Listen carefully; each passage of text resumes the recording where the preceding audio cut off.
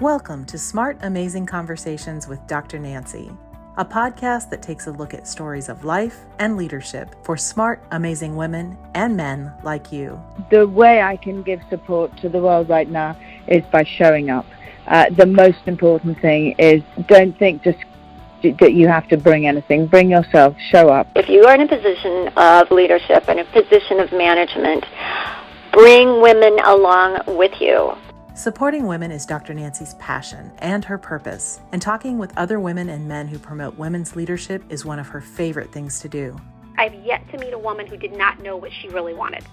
She was just either afraid to ask the questions or she was afraid of what the answers meant. Their stories connect us and help us understand that the possibilities are endless if we support each other and lift other women up. Trust is created by persistent identity. I show up in my conversations. I build relationships. I show up as myself time and time and time again. And trust is built. It's one conversation at a time. Today we present a special compilation episode, bringing together two of Dr. Nancy's powerful past interviews under one theme, equality. First, we'll hear portions of Dr. Nancy's conversation with Heidi Sieck, civic entrepreneur and founder of Vote Pro-Choice, as she connects the dots between reproductive justice, democracy, and equality. Then, Dr. Nicole Haggard, director of the Center for Advancement of Women at Mount St. Mary's University. She'll take us deeper into leadership, culture, and the pathways to gender equality through narrative, research, and coalition building. Now, please enjoy this compilation of past, smart, amazing conversations with Dr. Nancy. Thank you. Thank you for being with me. Thank you. I'm so honored. I begin these conversations with a very important question, and it's really, how did you get to be you? I grew up in Nebraska, a small town in Nebraska, and my parents were like, I was like a hippie love child. My father was a gay HIV positive activist who was part of ACT UP and marched with Harvey Milk and was a political activist. And my mother and they were young. They didn't have access to comprehensive sexuality education, or birth control, or even abortion access. And as a result of the choices that they were making in their young lives, my childhood was very chaotic and traumatic. And it had great impact upon my mental health, my well-being. And, as I look back on the why, I grew up in a small town in Nebraska. There was so much stigma about sexual orientation of my father. And this was in the 70s, and it was just so much pain was inflicted upon so many members of the family because of this lack of access and the lack of honesty about where people were at. And, I eventually got a little bit involved in politics. My very first job out of high school was with Planned Parenthood of Lincoln, Nebraska. And it was during the early 90s when there were this first rumblings of a movement in the state legislatures to try to roll back Roe v. Wade. And I went from Planned Parenthood to working in the Nebraska state legislature in the unicameral. And the very first piece of state legislation was introduced to try to limit the constitutional right to abortion access. And because of what I had learned working for Planned Parenthood and because of what I was seeing in the state legislature, I knew that something was very off. And I think in watching these state legislators starting to lie about what these medical procedures were, what abortion really provided to people, the kind of health care, the authenticity, the freedom, it really ignited in me a passion for telling the truth, making sure that my elected representatives weren't lying, and that we really made sure that folks that were representing us were supportive of body autonomy. And so that just sort of started this process for me where I've spent the last 30 years fighting for getting more women in leadership, providing opportunities for people, telling the truth about what's needed for healthcare. And, it really did culminate in a focus for the most important thing that we can be doing right now is providing opportunities for women to be stepping into leadership opportunities. And the key in order to have ability to step into leadership opportunities, we absolutely must have reproductive freedom. And the last story I'll tell you is I can connect it directly back to my own life. When I was around 30 years old, I married when I was young. The marriage didn't work out. I was in the middle of a divorce process and was not taking my birth control very accurately. And I was dating during that time, and I accidentally got pregnant. And it was like, that is not the time that you can have a child.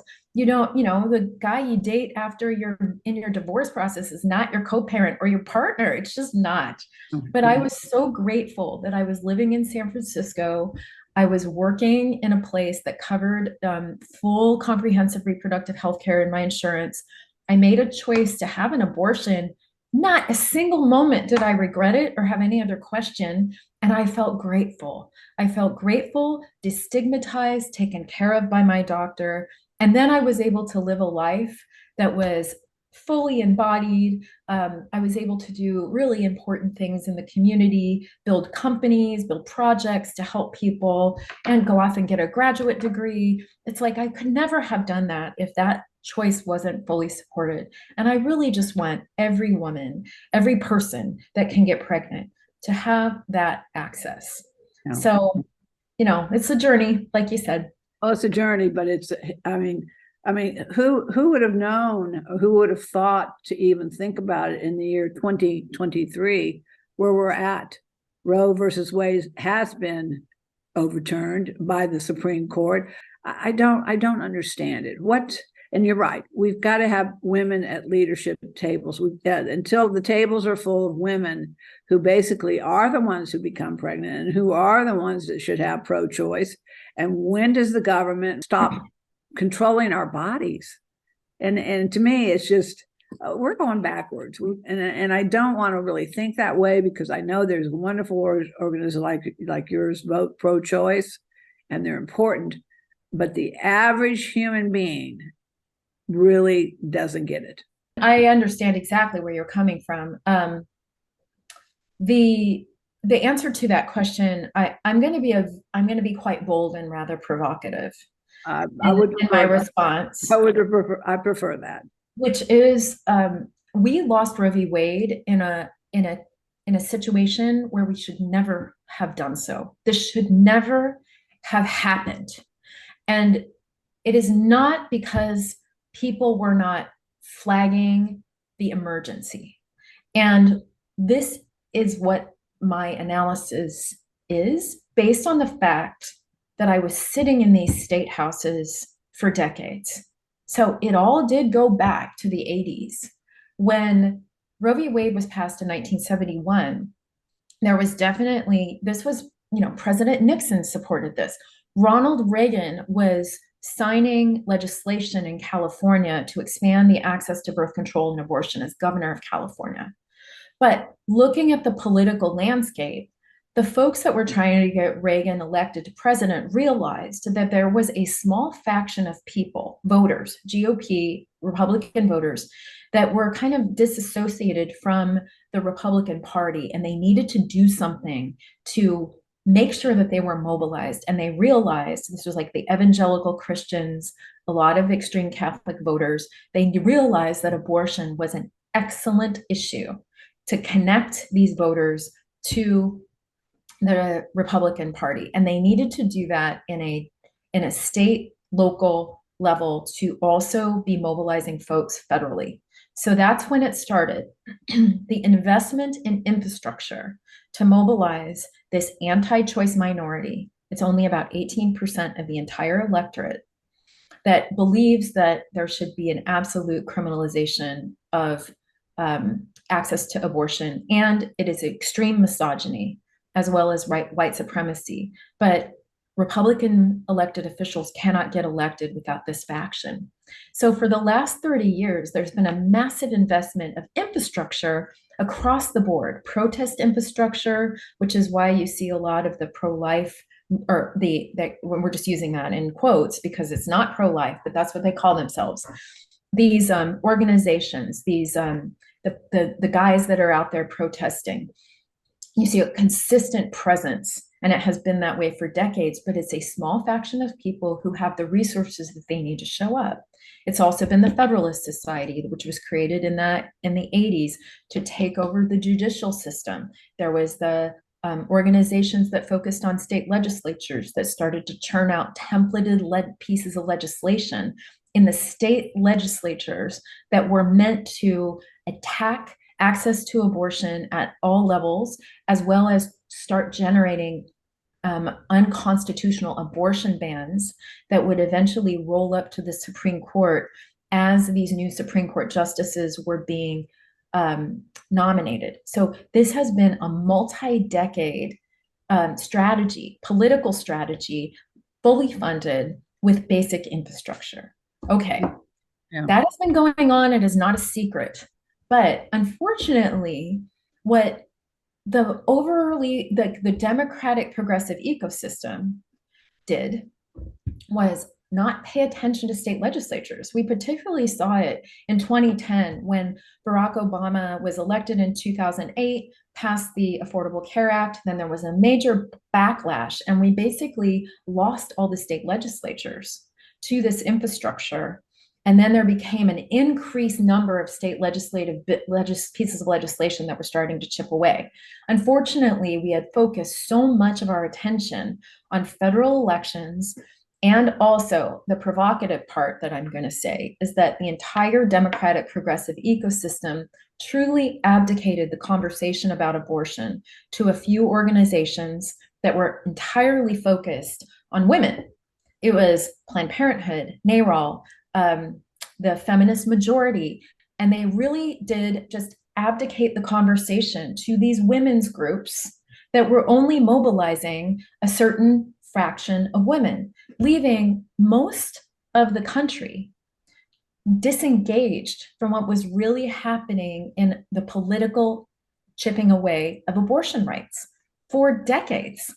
So as we started to see the Supreme Court being taken over by these extreme justices, there was this whole group of people that didn't actually know what was happening. Those of us who had been in the movement for decades were, I was the first person in the Senate Judiciary Committee hearing room, the first day of Brett Kavanaugh's nomination hearing, screaming, third person to get arrested, screaming at the top of my lungs, knowing that this was the slippery slope. This was the beginning of the end, because the infrastructure that had been in place for so many decades was about to come to fruition. Yeah. So, we just lost the tactic.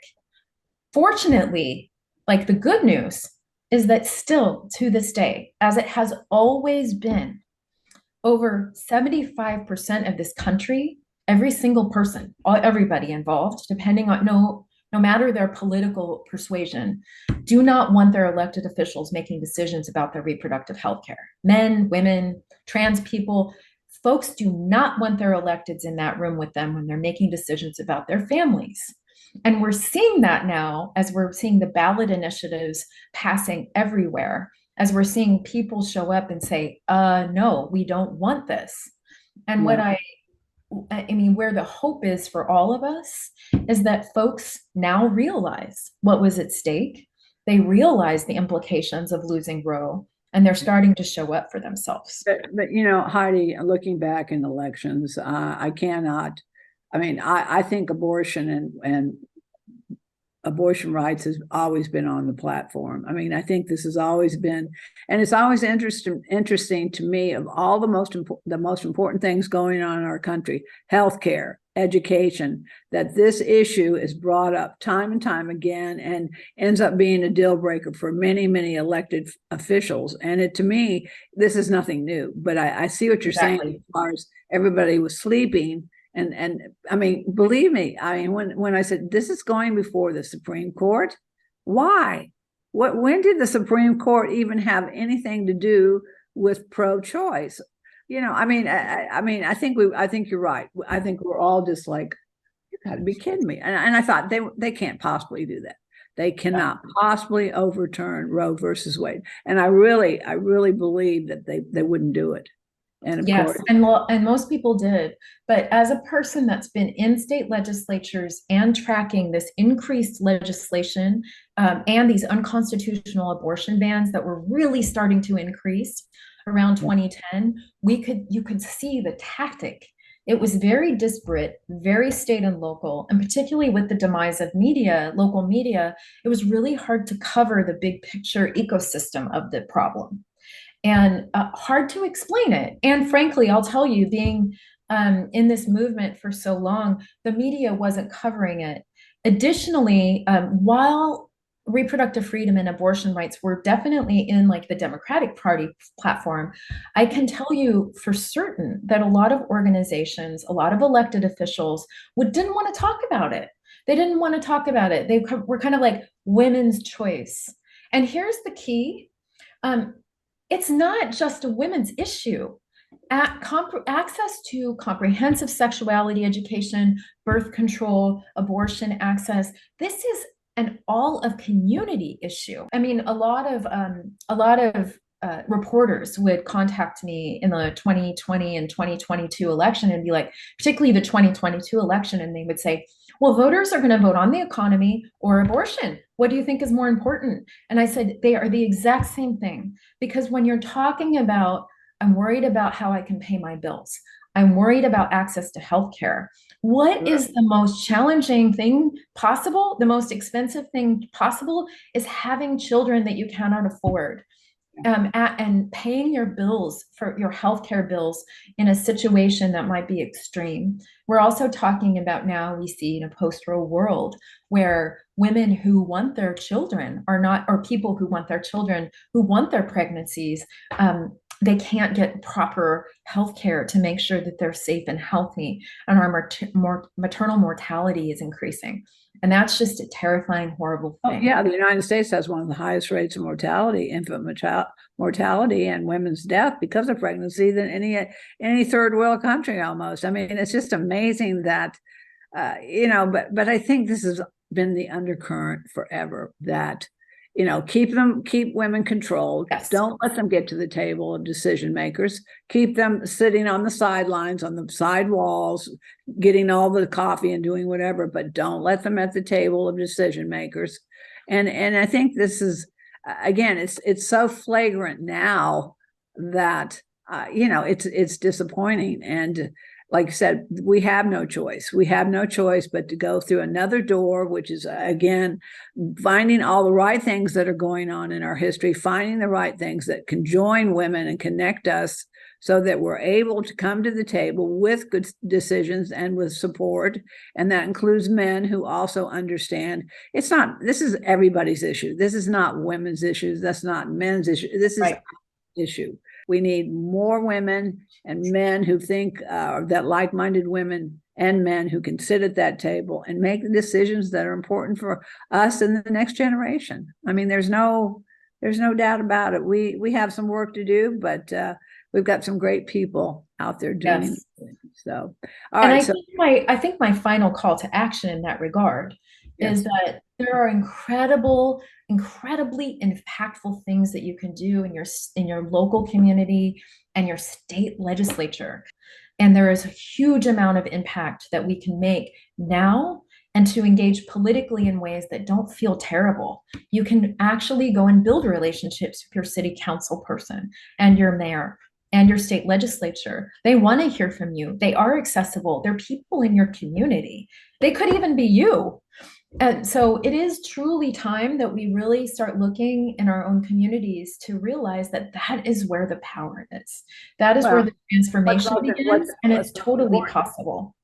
What's most important, where you live, Exactly right. Your families, exactly your community. Right. Start wherever there. You live, no matter where you live. It's look locally right now.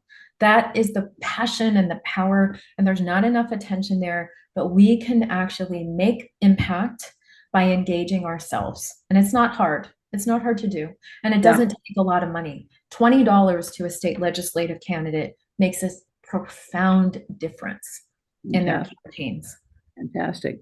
Well, and we also have to go out and vote. Your vote is important. And well, we make sure you have everything you need to do that. And it makes a difference. So Heidi, where can they learn more about you and your organization and how to get involved? So you can find us at voteprochoice.us. Fantastic. Well, Women Connect for Good would love to participate. And again, what we do is we connect the dots, and that's this is an important dot that needs to be connected. So thank you for what you do. Thank you. Today's about you. Okay, let's talk about me. Dr. Nicole. You've had a wonderful career, and you've got a wonderful background, and you are delightful. I've truly enjoyed getting to know you, and your energy is so positive and so uplifting. So, Dr. Nicole, yes, you've been everything. Media. You've been an advocate. You're a philanthropic individual.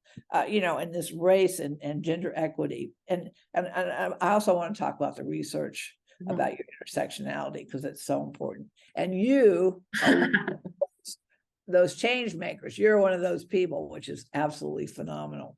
But okay, so your vision. Yes. Your vision is, what is your vision at this point? Because the change maker, live the life. I want to remember everything you're saying, but your vision now, what has it changed at all, or has it just continued just to grow? That's a really great question. Do we change? Are we just growing? Was it always in us in the first place? So I think I've always had, this energy within me. When I first started my career, I was like a revolutionary for representation in Hollywood, right? Like I was a total nerd, but also an advocacy person, right? And so I started doing all of this research on representation, and I would go to all the Women in Hollywood events, right? Every single one, and we'd be talking about the data. And for me, they would say, yeah, there's, women in Hollywood are treated so poorly. We're only, 20% of the industry. You're the only woman in the room. They would give the data. But nobody was talking about, like, what does that feel like to be the only woman in the room, especially the only woman of color in the room, right? Like, what is this experience that you're having? And so I started something called the Women in Hollywood Circles. And so it was kind of like, people called it like church for my career, right? But it was that same energy of the report. Like, we're gathering women in a circle. And I believe when women gather in a circle, the world changes, because we're creating that energy of people who get it, right? And so it elevates. And so I started doing that. I was doing the research and the data. And because of that, I got nominated as one of 50 women changing the world in leadership, in media and entertainment, by our friend Gloria Felt, right? Who does the Take the Lead program. So that was her Take the Lead program for women in media and entertainment. So for the way I was bridging academia and advocacy. And so through that, I was like, oh, wow, there's really something here. Like, this is a movement of energy that's happening, and all of these women get it, right? It's that same sort of thing. That probably was one of the most powerful cohorts that came, because the networking that came from that was phenomenal, because people actually realized you could work together. You didn't have to compete with each other, because the pie, as Gloria says, there's always lots of pieces to the thoughts to the pie. And so that was a phenomenal cohort, and it still is.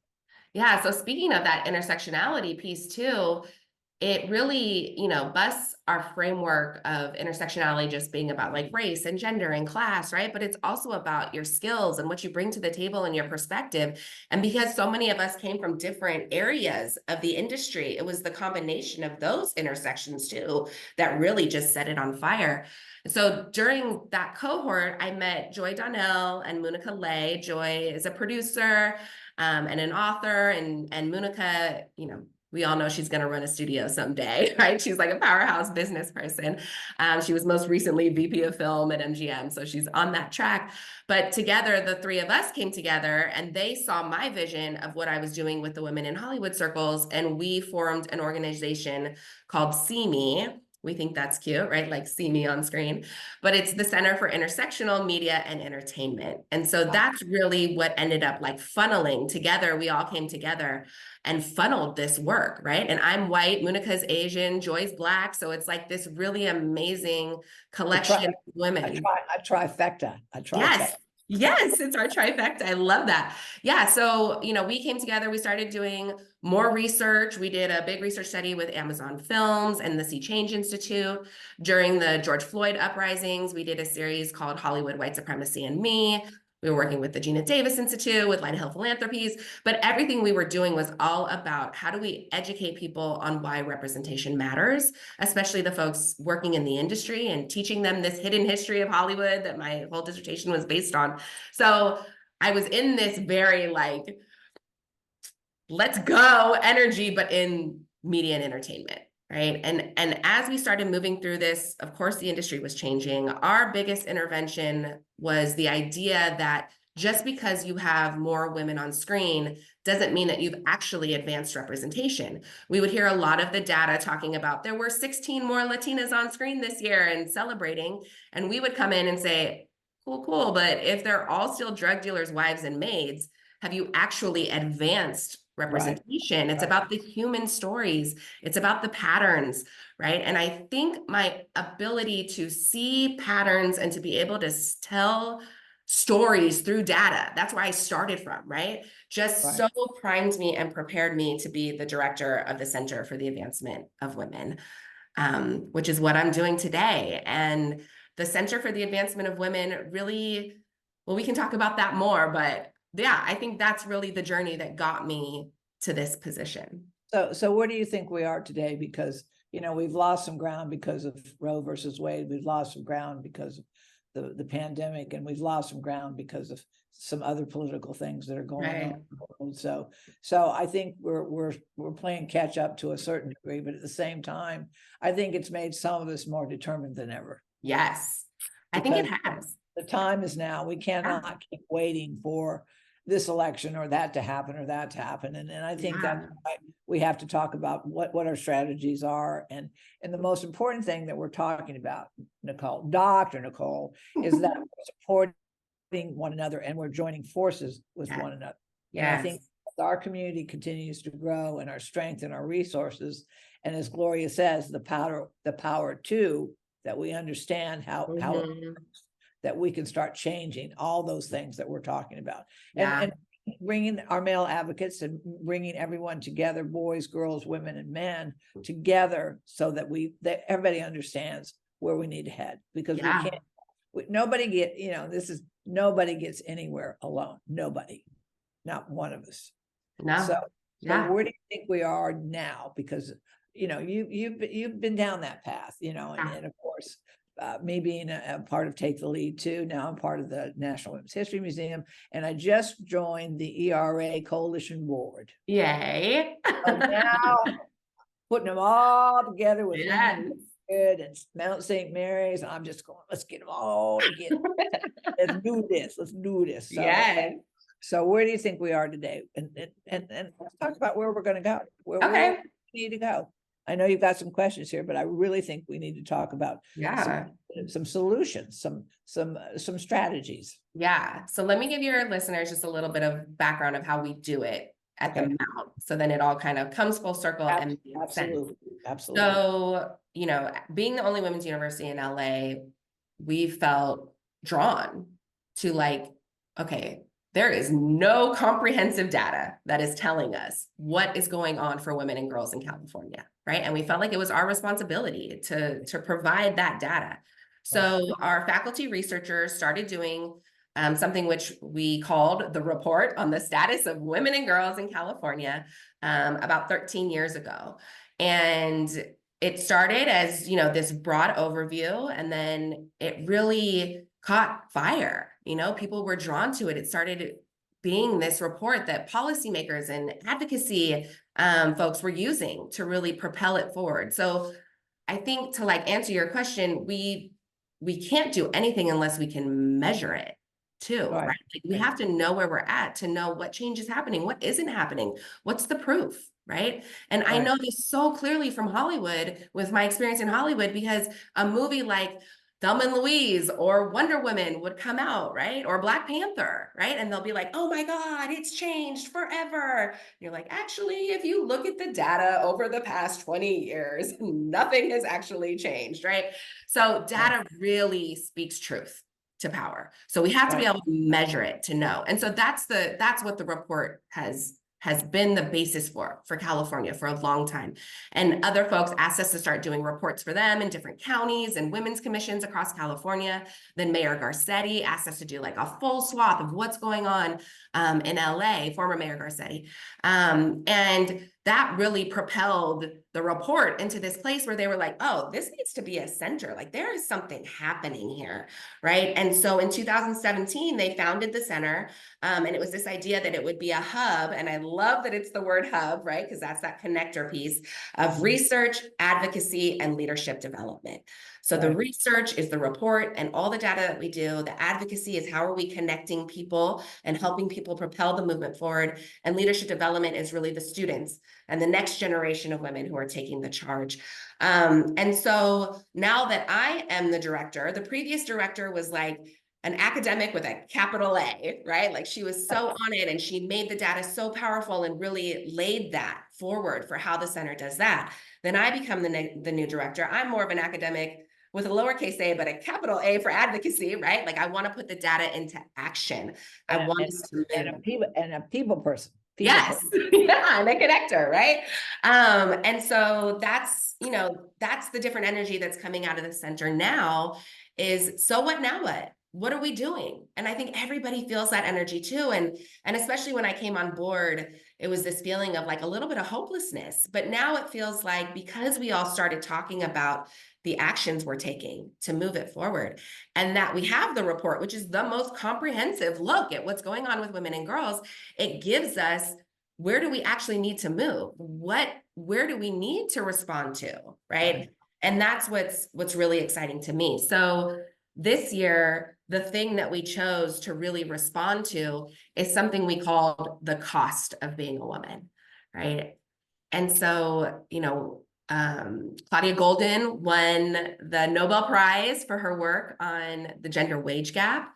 And the year before last at our report event, our university president was giving the data on the wage gap, and she paused and she said, I have been reporting this same data for 12 years. This is unacceptable. And that's Dr. Ann McElhaney Johnson talked about another fierce, powerful leader for women. She's amazing. But something in the way that she said it really struck me. And so when they invited me to be the director of the center, I knew that something about the wage gap and what that meant for the lived experience of women, we had to bring that up to the surface, because we know that you pay us less, but everything costs us more on both a literal money sense, but also a metaphorical emotional experience sense too, right? How do we bring those things to the surface? So that's really what the report was about this year. And then that's given us the vehicle to move forward for change. And we do have, a very concrete methodology for that, which I can talk more about that too. But the big picture stuff that I see right now is the maternal mortality, right? Not only because how devastating is that, to die or to have something happen to your child, and that it's less safe for women to have children now than it was in the 60s. And also women of color. Especially women of color, right? But that also means that now we see the numbers, especially of Black women, right, going down. They're not having babies. So what does that mean for the future of our world if women don't feel safe to have babies, right? So something about the maternal mortality stuff is really pressing on me. The wealth gap and money and all of that, that's really pressing on me. The idea of men, and we can't solve white supremacy without white folks at the table. We cannot solve patriarchy without men at the table. And then girls and the next generation. So these are the 4 things that I'm playing with and that are really important to me right now. And so what we do at the center is we follow the example of the sisters, right? We go out and we look at what's going on. So that's the data, right? The data gives us the look. then you listen. And this listening piece is really the most important, because you're not listening to the people with all the money. You're not listening to the people in power. You're not listening to those people. You go in the streets. Right. To the people who are directly impacted by the stuff you care about. Yeah. And you ask them, and you just sit with them in circles. We call it, we sit in circles and we listen. And that's, very similar to what led Sister Suzanne Jabro to bring kids to visit their parents in jail. When she was doing circles with women in jail, she thought they wanted tampons or more food or, whatever. You bring all of your assumptions to the table. But time and time again, the women said, I want to see my kids. So she figured out a way to make that happen. So that's what we do, right? We go in the streets and we listen, and then you roll your sleeves up and you get to work with a joy of spirit and make sure you are serving the people that you're there to serve. So, yeah. But again, you have all these girls that are in your programs that families are benefiting. When somebody does well in a family, the family benefits. So what do you hear from their family of these young women and girls? I mean, what do you hear from families as far as how it builds their confidence, their integrity, their self-esteem, and their self-value? How does that work? That's the best. And that's, what makes me cry. Like, I love going to the events where the girls' families are there. And they thank me so profusely, but I'm like, it's not me, it's them. I just gave them permission, right? I just told them there is no right or wrong answer. The answer is you using your voice. Yeah. You have the closest proximity. Your perspective is your magic. Your life experience is your magic, because you have all the answers. And so it's bringing that out in them and helping them feel strong to not just assimilate, to not say the things that they think they're supposed to say, but to say the truth that's living within them, and to feel confident and comfortable doing that. And then for me to be able to bring them with these other organizations who are doing the work, and they'll say something in a meeting, and the people at that organization will be like, oh my God, that's an amazing idea, right? It just like resonates with them. So it's giving them access and proximity to power for them to see that they are the missing link, and that their vision is their magic, right? And that life experience that probably a lot of people have told them is the thing that's not going to make them successful is the exact thing that is going to make them successful. And that was the thing that Sister Jabro did for me, right? I like you, you get it. Yeah. Well, and I've said this 1,000 times, we can't be what we can't see, what we can't hear about, and what we can't read about. And that's true of anybody. Let's face it, our role models are extremely important, and we find those. And I think what's also good about your program and what you all do is you lift as you rise. Mm-hmm. Everybody's always lifting one another. And that doesn't happen in other sectors. Yeah. Women can be extremely competitive with white women, and we know that. That's where Women Connect for Good came from, was women's other women. But again, the competition needs to go out the window, and that we lift one another as we rise. And if every woman did that, or every man did that, or a person, we would have no problems. We would all be eating at the same table, eating the same food, being happy and living good lives. So, and then that's what you want, and that's what I want. Yeah. So, I'm very excited about what you're doing. And again, the relationship that we continue to have is very, very important to me. Yeah. So what final words of wisdom would you like to share, and how can people learn more about the center and learn more about what Mount St. Mary's is doing for the world? For the world. So please go and read the report. You can read the report at msmu.edu/the report. It's all of my brain, and I think it's fun and interesting to read. So that's, the first step. You can do that. And my ask is really, if the idea of coming up with bold solutions for solving gender inequity is your lane, if you feel drawn to the idea of being an uncommon woman in an uncommon time, responding to the times in which we live, please contact me. Let me know what you're doing, right? We need allies individuals and organizations, right? Like we come and talk to people, we come do corporate lunch and learns, like we are here to really to inspire and uplift and set folks into action for whatever that looks like in your world, right? And because that's what I tell folks, when you read the report, pay attention to what resonates with you. What gives you the tingles? What aspect of it is it? And that's your clue, right? For what lane you should take and what you're getting fired up about. Because we all need to do our individual thing collectively to come together. Yeah. So yeah, please, thank you, all of you, for doing the work and for being part of this movement. One of the important things that you're saying right now is you need to ask. Yeah. Ask for help. Yes. Ask and support. Ask for help and ask for guidance. And when we do that, anything is possible. Anything. Yeah. And you're that kind of person. Anything is possible. Anything is possible. You got ideas? Let's do it. Let's make it happen. Well, as always, I always enjoy talking to you, Dr. Nicole. Thank you, Dr. Nancy. So we will be in touch for the next. I'll see you in LA. Yes, love it. Next week. Have a wonderful day. It's been very enjoyable. You too.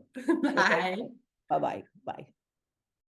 If you enjoy these smart, amazing conversations, please subscribe, rate, and review them on Apple Podcasts, Spotify, Amazon, or wherever you listen to your favorite podcasts.